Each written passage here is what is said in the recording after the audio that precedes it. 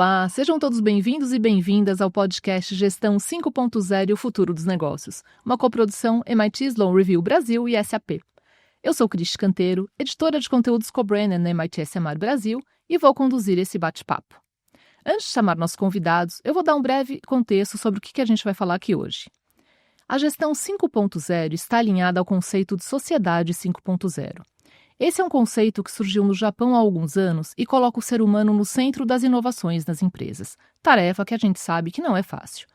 Tanto que durante a SXSW deste ano, um dos pontos mais abordados foi exatamente o desafio que é para as empresas juntar o fator humano ao avanço tecnológico. Para entender como navegar nesse cenário e extrair o melhor da Gestão 5.0, tenho a honra de receber Francis Ferrari, partner e CFO na Time Now, e Eduardo Ferraz, Head Brasil Grow with SAP na SAP. Sejam muito bem-vindos. Obrigada, Cris. Obrigado. É um prazer tê-los aqui, gente. Para começar, eu vou pedir então para vocês se apresentarem e contarem um pouquinho sobre as empresas que vocês representam. Bom, então, Francis Ferrari, eu sou CFO da Time Now, Engenharia, é uma empresa de gerenciamento de projetos, né, de consultoria de projetos. A gente atua há 28 anos no mercado, todo o território nacional. A gente também está com uma forte expansão no mercado internacional, já temos uma unidade hoje em Atlanta e também estamos atuando em Portugal. A gente conta hoje com 2.500 colaboradores e estamos em forte crescimento aí.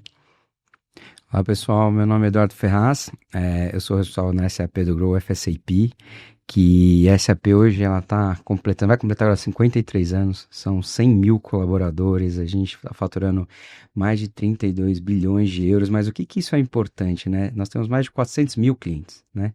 E 80% desses clientes são empresas em crescimento. Então, assim, uma coisa que eu vejo muito legal da SAP é o que a gente tem esse ativo de gestão, né? Tem muito a ver com o tema de hoje, né? E a gente brinca o mundo a rodar melhor, né? E com sustentabilidade, focado nas pessoas, então tem muito do nosso DNA também, o papo de hoje. Muito bom. Fran, para começar nosso bate-papo, eu queria que você contasse um pouquinho sobre a implementação dos projetos de gestão 5.0 que vocês têm na Time Now. Como é que isso começou, até eles começarem a rodar? Eu queria que você contasse um pouquinho para a gente. A Time Now é uma empresa muito inovadora, né? A gente tem isso dentro do nosso DNA. O exemplo que a gente vai trazer um pouquinho como uma implantação de gestão 5.0, né? O último que a gente realizou agora foi a implantação do ERP, em parceria junto com a SAP, que a gente tem a grata parceria, né? Um apoio extremo com eles. Então, teve todo um processo muito bem planejado, né?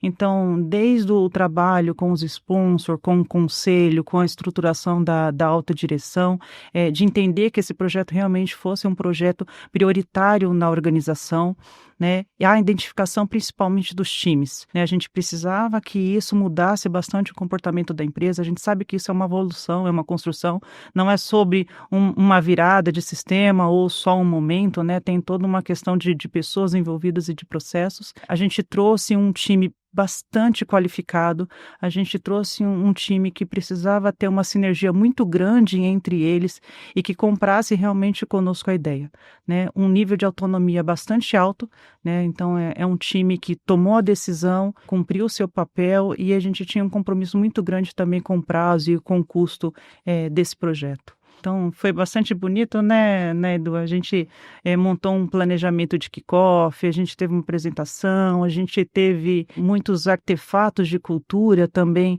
envolvidos, a gente teve um trabalho de comunicação, a gente teve um change manager também envolvido. Acho que são tantas etapas, né? Acabou que é a minha quarta implantação de ERP, de SAP, já tinha feito também outras, são 6 na carreira.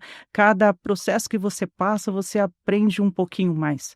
E a gente ainda tem melhorias, né? Obviamente, a gente ainda tem melhorias para poder fazer, mas a gente conseguiu ter uma boa conquista, né, nesse fechamento. E eu que achei muito legal, né, que desse case da Time Now, eles trouxeram as pessoas em primeiro lugar antes de qualquer escolha. Então, assim, a Fran, ela realmente, ela soube empoderar os usuários, né? Ela soube trazer os usuários para dentro da decisão. Eles souberam, por exemplo, eu lembro que no kickoff, todo mundo assinou um documento junto, que a gente tinha um caminho, né? E aí conseguiram aproveitar o melhor de cada um, né? Sim. Então, acho que isso é único, assim. Eu acho que isso é importante para o sucesso da tecnologia. Porque sem tecnologia, não vai chegar o resultado, convergir para o que é traz de valor, né? Então acho que foi um case bem bacana. E até antes da implantação, né, a formação do time, né, mesmo sem estar com isso já definido em qual momento que iria acontecer, a formação do time, a identificação das pessoas de quem em algum momento poderia participar, já fez parte. Né, para que a gente estivesse preparado que na hora da decisão de chegou o momento de acontecer essa transformação, o time já estava integrado, já estava se entendendo, e facilitaria, obviamente, todo o processo. Fran, você comentou um pouquinho já que essa parceria é super importante, né, com os fornecedores. Eu queria saber de vocês como é que essas parcerias estratégicas podem acelerar a adoção dessas práticas de gestão 5.0 nas empresas. Eu vejo como uma coisa chave. A gente fala, por exemplo, muito, né, que a grande força vem do ecossistema. Eu vejo que o ecossistema, quando ele está unido, quando é uma parceria mais estratégica, você sobe a barra de todo mundo, né? Você imagina, né, que a gente está discutindo muito, como é que você faz um projeto global? Como é que você entende quais são as diferenças em cada país, cada região, desde o ponto de vista cultural, do ponto de vista de legislação, do ponto de vista de processo, né? Então, as parcerias estratégicas, né, quando a gente coloca todo mundo dentro desse mindset, eu entendo que são essenciais. Por quê? Porque na gestão 5.0 tem a questão da agilidade, né? Tem essa questão de como que você traz a humanização disso, né? E eu vejo que a gente está hoje num tsunami de informações, né? A gente está numa grande revolução, a gente fala esse darwinismo, como é que a gente vai se adaptar a tudo isso, né? E a grande maneira, eu acho que é quando você aproveita o ativo de cada um. Então, assim, hoje eu vejo que é um grande diferencial que a gente faz, é justamente isso, né? A gente, por exemplo, na SAP, a gente investe muito nos parceiros, a gente investe muito nos times e nos clientes, né? A gente estava agora num evento que a gente fala na inteligência artificial e conexões reais. Por quê? Porque é daí que a gente consegue subir a barra e fazer com que as coisas realmente potencializem, né? Como terminal, né, a gente trabalha também muito forte o ecossistema. Um dos pontos até de tomada de decisão para a gente, quando estava fazendo todo o processo de seleção da ferramenta a ser escolhida, foi um ponto de atenção, foi com relação a essas parcerias, né? De novo, para a gente é mais do que a questão tecnológica. Tecnológica a gente sabia que a SAP iria atender, mas como iria atender sempre foi um ponto essencial para a gente, né? Então, acho que a gente tem uma sinergia, um perfil, uma conexão, uma forma de pensar, um entendimento do negócio, o quanto pode colaborar, o quanto você consegue colocar para poder fazer um bench com outro parceiro, com outro cliente, o quanto um parceiro pode tornar seu cliente, o quanto que o cliente pode tornar seu parceiro. Então, essa integração do ecossistema foi forte desde o momento do processo de seleção e foi um ponto para a gente, né? Desde uma apresentação de uma POC, que você sabe que o time da consultoria com a parceria da SAP tem conexão, acontece isso, já estava muito nítido para a gente, o perfil do sucesso que a gente teria dado esse ecossistema. Muito bacana. E tem umas pesquisas da MIT Sloan que elas destacam exatamente isso que vocês trouxeram, da importância dessa forte ligação entre parceiros estratégicos, tanto externos como internos, né, os colaboradores, para a implementação de ERP complexo, principalmente para que isso tenha sucesso. Edu, você percebe que na prática isso acontece ou ainda é raro? Eu acho que acontece e é visível que quando acontece de forma bem sucedida os resultados são diferentes, né? Eu acho que você colocou uma coisa super importante, né? Que a gente fala, né, que o objetivo tem que ser comum. Por quê? Por exemplo, no caso de uma implementação de um ERP, é uma mudança muito estratégica e transformacional da empresa, né? A gente estava vendo um estudo da McKinsey esses dias do CFO do futuro, né? Ele que inicia a digitalização, né? Esse cara que vai ajudar desde o processo que você faz uma decisão de uma aquisição ou do investimento e alocação de capital, até o quanto aquilo realmente efetivou, como é que as áreas alavancam o capital correto da empresa, né? Então, é uma mudança importante, né? E para isso, na minha opinião, se você não conseguir criar esse elo das parcerias internas e externas, o CFO, por exemplo, olhando a empresa como o próprio cliente, cada unidade de negócio, né? E ninguém mais é dono do conhecimento, né? Você não tem como conseguir isso, né? E aí, mesmo a própria SAP, né? Por isso que a gente tem esse ecossistema gigante. E aí, a hora que você aporta o conhecimento certo, do jeito certo, realmente você vê os resultados são diferentes. Então, assim, vejo sim, acho que tem, como tudo, muita coisa para melhorar sempre. Eu falo que é uma coisa que tem que começar de cima, o investimento, no mindset, mas que também tem que ser construído em cada nível, né? Porque senão a gente não tem o resultado esperado muitas vezes. Perfeito. E nessa transformação digital, a inteligência artificial certamente faz parte desse processo de vocês na terminal. Como é que vocês têm usado a IA nesse processo todo de gestão 5.0? Bom, já começa assim, a definição do SAP foi muito por conta também de todo investimento que a SAP tem feito em termos de inteligência artificial, né.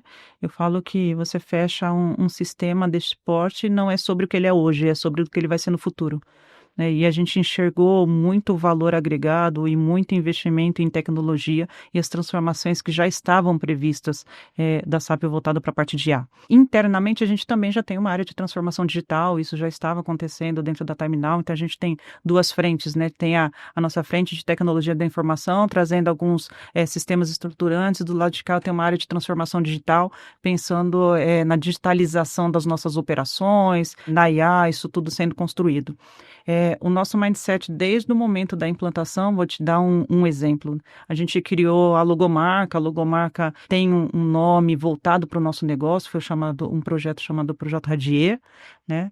E a logomarca foi criada pelo nosso time de transformação digital com IA. Né? Então, desde lá do ponto, a gente fez questão que tudo tivesse algum tipo de conexão com IA. Né, a nossa companhia hoje está virada com metas, com objetivos, dentro da nossa estratégia realmente que a gente desenvolva essa transformação digital da companhia. Todo o processo aconteceu, a gente no meio do caminho ali da implantação, a gente internamente teve também o desenvolvimento da nossa própria IA, a gente realizou o lançamento, é uma ferramenta hoje chamada Kino. Todo o nosso material de gestão de conhecimento do nosso negócio está sendo lançado dentro dessa plataforma, né, para que a gente possa conseguir fazer uma pesquisa. Então, se eu falar assim, preciso pesquisar uma instrução de trabalho referente a um lançamento, tá lá dentro do sistema. Então, a gente já está utilizando a parte de inteligência artificial dentro do nosso cotidiano dia a dia. E a nossa IA hoje é disponibilizada para os 2.500 colaboradores. Perfeito. Edu, e como é que a tecnologia, especialmente o ERP integrado à IA, está mudando o futuro da gestão empresarial, na tua opinião? Acho que a gente está vendo um momento assim, espetacular, né? Tanto do ponto de vista empresarial, profissional. É muito gratificante estar vivendo neste momento, né? Por quê? Primeiro eu falo que a gente começou, na minha opinião, uma grande democratização do RP, da tecnologia. E isso faz com que há muitos anos atrás, a tecnologia era muito mais complexa, né? E aí você talvez tirava essa questão da gestão do 5.0, da humanização, do foco das pessoas, porque você tinha desafios tecnológicos maiores, né? Até o nível de dependência também, né? De time que você ficava na área de tecnologia era muito grande. Hoje é muito mais leve. Exatamente. Hoje você assina um contrato, em 7 dias você está com o teu ambiente disponível, já discutindo em cima do teu ambiente. Então, o que eu quero dizer? A hora que você democratiza, né? SAP, a gente fala agora da questão do Business Suite, né? Suite First e AI First. O que quer dizer isso, né? A gente consegue olhar primeiro cada pessoa, né? O CFO, o COO, o CIO, o CRO, de uma maneira muito mais estratégica, graças a isso. E é a hora que eu coloco esta fundação tecnológica de dados junto com o que a gente chama de Cloud ERP, que são as nossas melhores práticas, eu habilito uma IA de uma maneira de agentes, né? Ou seja, a produtividade hoje vai ser muito grande, né? Isso faz com que o quê? Que a pessoa possa, primeiro, focar no que é mais importante. Segundo, que eu acho que as pessoas vão se desenvolver num outro patamar, né? Eu acho que às vezes muitas pessoas ficavam muito tempo discutindo como é que eu monto um dado, né? Agora não, é como é que eu respondo esse dado, como é que eu analiso esse dado, como é que eu cruzo. Então, assim, primeiro, eu vejo que abre oportunidades enormes para todo mundo profissionalmente. Segundo, eu acho que abre um grau de produtividade enorme para as empresas. Mas essa não é uma tarefa trivial, né? Se você não construir uma boa fundação tecnológica do ponto de vista de dado, processo cultural, né? A IA, na minha opinião, não é mais uma área de uma única empresa. Na verdade, ela tem que ser espalhada ao longo das áreas, Sim. né? Ao longo das empresas. E o mais legal, assim, hoje a gente habilita isso, né? Então, assim, é com muita satisfação que eu vejo esse caminho que a gente está vendo. Temos diversos casos de uso já disponíveis, né? Temos uma Copilot que é a Ju. Então, assim, tem muita coisa boa, pronta e disponível. É uma questão que eu acho importante, que é o que eu sempre desafio, e me desafio é o quanto a gente vai atrás, né? É nossa responsabilidade, até como líderes e gestores, está pronto, né? E incentivar o time. Incentivar o time. A gente estava discutindo hoje, eu e a Franzias, cara, onde é que você procura primeiro um dado? É no Google ou no ChatGPT? Então, assim, a gente está numa mudança bem interessante de como você consegue as coisas, né? E a gente na SAP é um investimento grande. Só para terminar, desculpa um pouquinho ser mais longo, mas a gente vê 3 coisas muito importantes na IA também, tá? Porque a gente não pode minimizar a responsabilidade de você botar uma IA na empresa. Então, no SAP a gente tem 3 pilares muito importantes. Primeiro, ela tem que ser confiável, porque para a gente é muito importante, os nossos clientes confiam na SAP, né? A gente tem uma preocupação muito grande com cada cliente.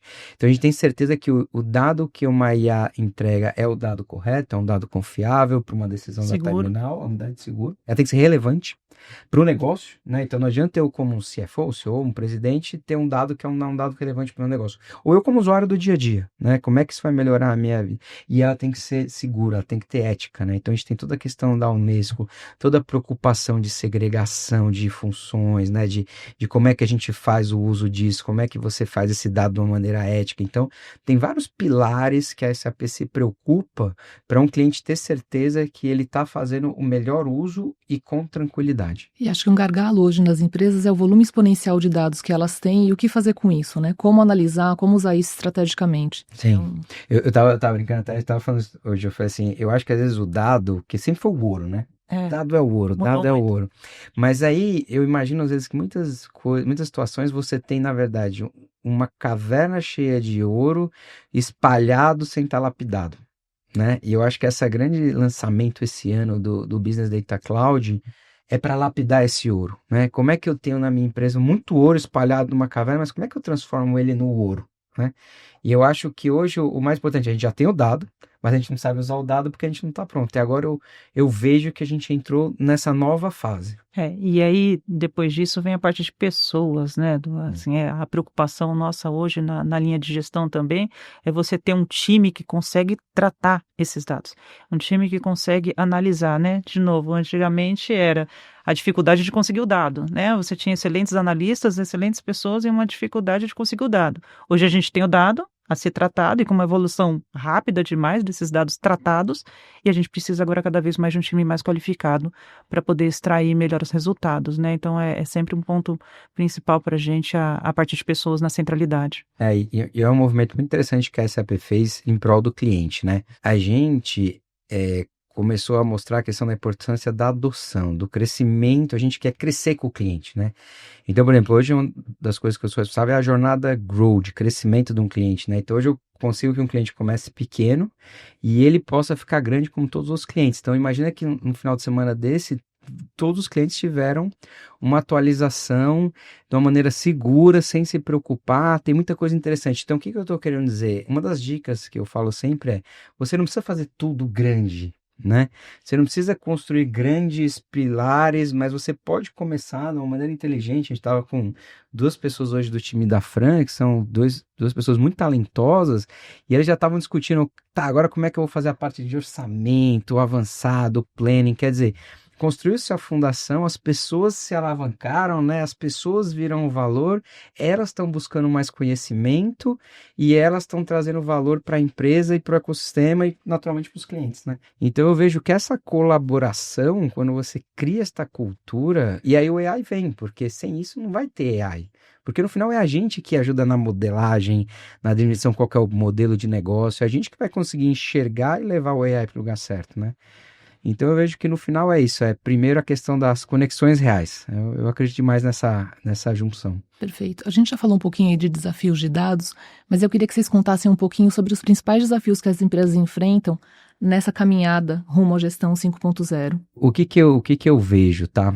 Eu vejo que quando você começa a criar uma gestão 5.0, quando você define uma tecnologia, alguma coisa que você quer caminhar assim, existe uma dificuldade, às vezes, de mudanças de paradigma e mindset, né? Porque a gente estava até comentando, por exemplo, conversando. Se eu já estou bem fazendo desse jeito, por que eu tenho que fazer diferente? Né? Só que se você pensar as mudanças que a gente está tendo entre as próprias empresas, né? Você pega quem eram as maiores empresas há 100 anos atrás, quem está hoje, como é que essa mudança toda que a gente está vivendo. Então, eu vejo assim, né? O primeiro desafio, na verdade, está em nós mesmos, né? No ser humano. Então, esse é um desafio que eu acho que é uma das principais barreiras para um projeto dar certo. Porque a gente tem que entender se as pessoas estão no lugar certo. Porque às vezes não é que a pessoa não é a melhor pessoa, ela não está no melhor lugar. E essa acho que tem a ver com a gestão 5.0. Então, você traz a tecnologia, primeira coisa, que é o que vocês fizeram na Terminal, né? Sem você embarcar as pessoas, eu acho que já tem um primeiro desafio. E aí, beleza, você trouxe a tecnologia e trouxe a pessoa, mas depois que ela entendeu, ela tem a adaptação dela, né? Como é que eu me adapto àquilo? Como é que eu entendo que aquilo é bom para o meu dia a dia? Então aí você vai para a segunda parte. Então você tem que estar o tempo inteiro monitorando aquela pessoa, né? Sim, sim. E você tem que alavancar quem está bem e ajudar quem está precisando, né? Então eu acho que tem esse lado, né? E o terceiro ponto é o seguinte: como é que a gente cria uma inovação contínua? A gente já está até conversando num projeto que às vezes as pessoas cansam, faz parte do processo, né? A gente é ser humano, né? Então eu vejo que como que nós conseguimos sempre estar estimulando estes grupos, né? Entendendo porque cada um tem um jeito para convergir. Eu acho que assim, não é uma tarefa trivial, mas eu acho que tem muito ganho quando você alcança isso, né? E é um aprendizado contínuo. Eu vejo isso muito ocorrendo nos times que eu participo, é realmente esse aprendizado contínuo, né?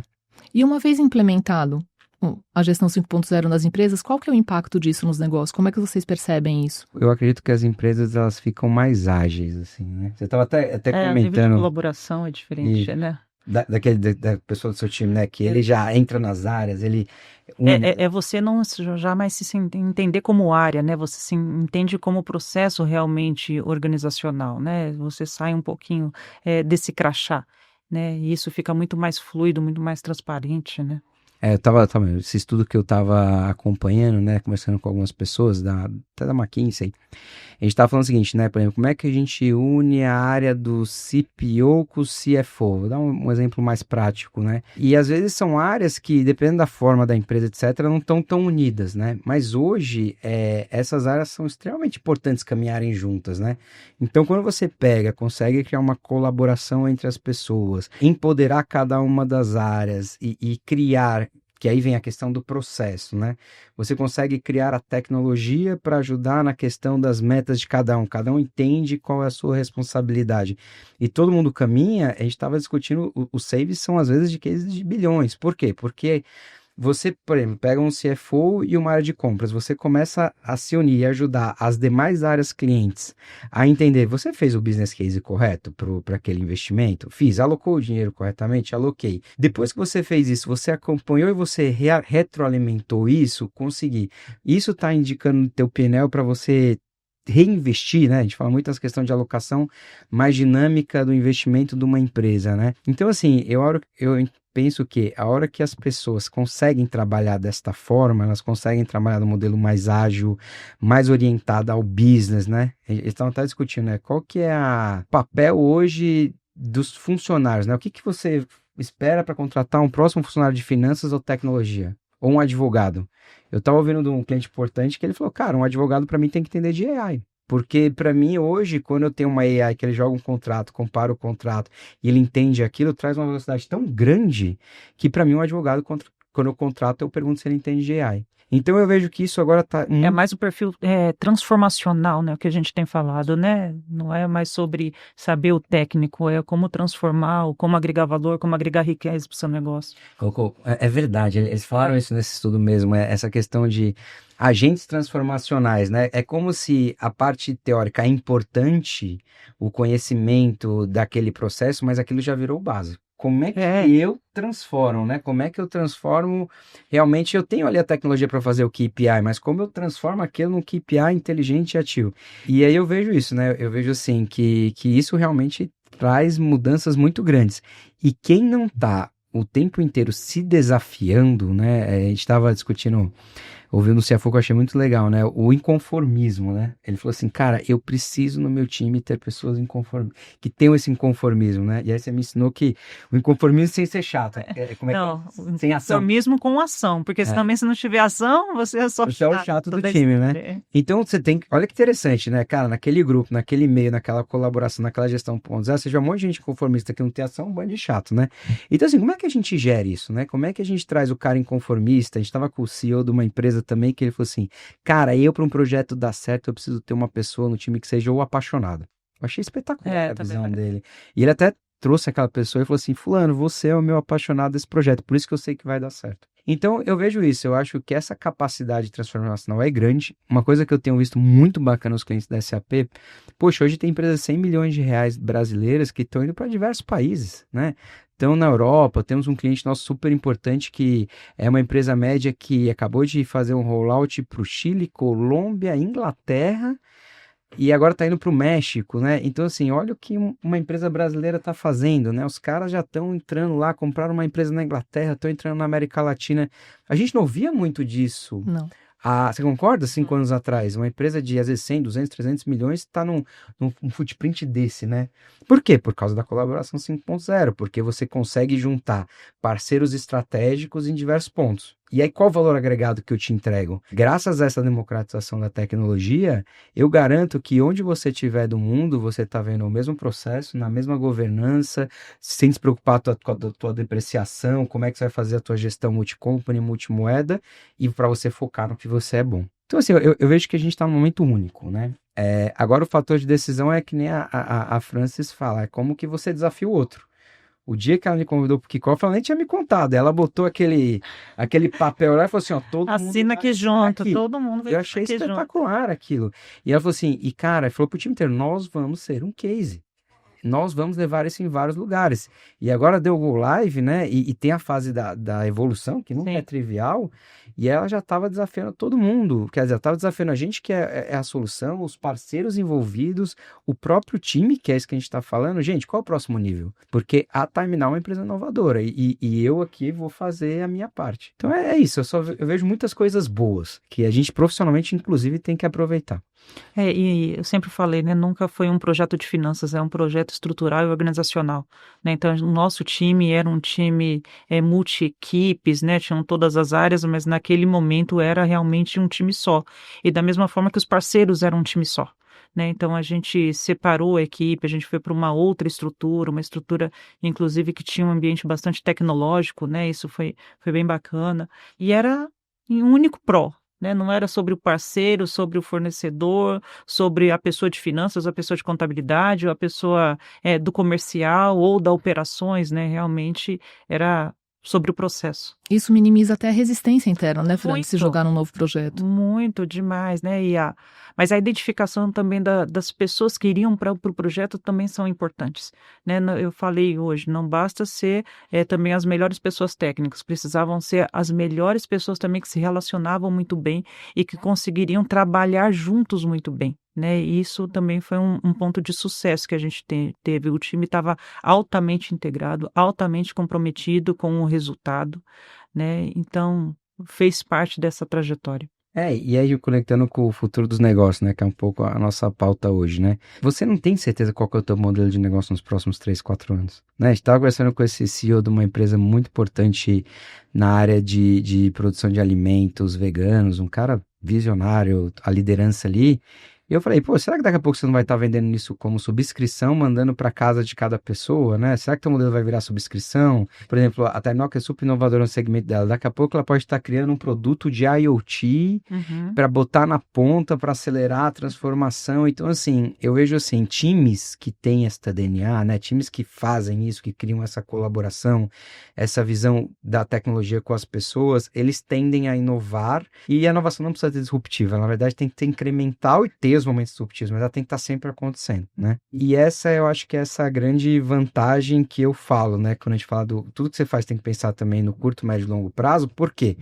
Porque se você não cria isso, primeiro, você tem um risco, eu acho muito grande, eu gosto daquele livro da Regra Não Ter Regra, né, do fundador do Netflix, e o próprio Netflix se reinventou recentemente, né? A gente pode ver que ele estava no momento, começou a perder os usuários, começou a se recriar, então assim, ninguém mais está garantido, né? A IA a gente está vendo isso, né? Todo mundo falava de um determinado player, aí aparece outro, todo mundo se reinventando. Então, assim, eu vejo que o futuro dos negócios, a única certeza é a incerteza. E isso faz com que quem souber realmente se adaptar, quem souber criar uma empresa ágil e dinâmica, independente dos desafios do tamanho, eu vejo que vai sair muito bem. Eu vejo muitas coisas boas. E a nossa responsabilidade no SAP é isso, é aprender com os nossos clientes e trazer essa tranquilidade que não vai ser uma limitação tecnológica para eles poderem seguir os caminhos deles, né? Gente, foi ótimo. Nosso papo passou voando aqui, nem vi o tempo passar. E para encerrar, eu queria que vocês dessem um conselho para a nossa audiência sobre por onde começar essa gestão 5.0. Olha, começar... Eu acho que primeiro você tem que olhar para dentro, né? Eu sempre gosto disso. Eu estava até ouvindo de uma grande CFO esses dias que ela falou isso, né? É muito interessante. Ela falou assim: antes de chamar grandes empresas, eu primeiro me reúno, depois eu me reúno com o meu time para a gente se ver, né? Então, assim, primeiro você tem que ter certeza que você, de uma maneira muito empática, né? Muito humana, você se olhou. E às vezes não é tecnologia, ela falou, às vezes você bota num papel ali, né? No modo de dizer, no Excel ali, onde que a gente quer chegar. Aí você vai trazer isso. Então, assim, se conheça, depois se conheça e se engaje antes de qualquer coisa, né? Com o seu time. E aí é o que você falou. Aí você traz os parceiros estratégicos e a tecnologia. E não precisa começar sempre tudo grande. Eu acho que tem momentos que tem questões importantes, mas às vezes o começar o pequeno, mas começar sempre, melhorar todo dia, traz resultados muito grandes. E por quê? Porque você criou a cultura, né? Sim. Então eu vejo que são coisas importantes, né? Perfeito, eu acho que realmente esse olhar para dentro, né, eu acho que é o ponto principal, olhar para dentro, saber o momento que você está e qual que é o tamanho do passo que você pode perseguir também, né, porque isso também está associado ao investimento. E às vezes você acha que para poder fazer esse movimento você precisa às vezes de um grande investimento e não necessariamente, né, você precisa ter mais uma organização, um time, uma estrutura, um bom planejamento para construir essa história, né, dentro. Empodera as pessoas, né? Mas ao mesmo tempo elas têm que ter responsabilidades, elas têm que saber que faz parte do jogo, né? Essa responsabilidade. Eu acho que é um segundo passo para você garantir isso, né? Mas é um caminho sem volta. Eu acho que esta é a questão, né? A gente tem que olhar essa gestão, a gente tem que olhar a tecnologia, a gente tem que olhar a AI, porque a dinâmica hoje muda muito rápido, né? Então, acho que tem muita coisa boa. E um aprender com o outro. Eu vejo que eu estava numa palestra lá que estava me contando aquele conceito lá do... Desculpa que eu estourei um pouquinho, mas do jet ski. Ele falou, cara, eu sou no transatlântico, mas eu posso ter jet skis que me levam a outros lugares e hoje eu estou crescendo 30% da minha receita com coisas que eu não imaginava há 3 anos atrás. Então, mesmo você sendo grande, médio ou pequeno, dá.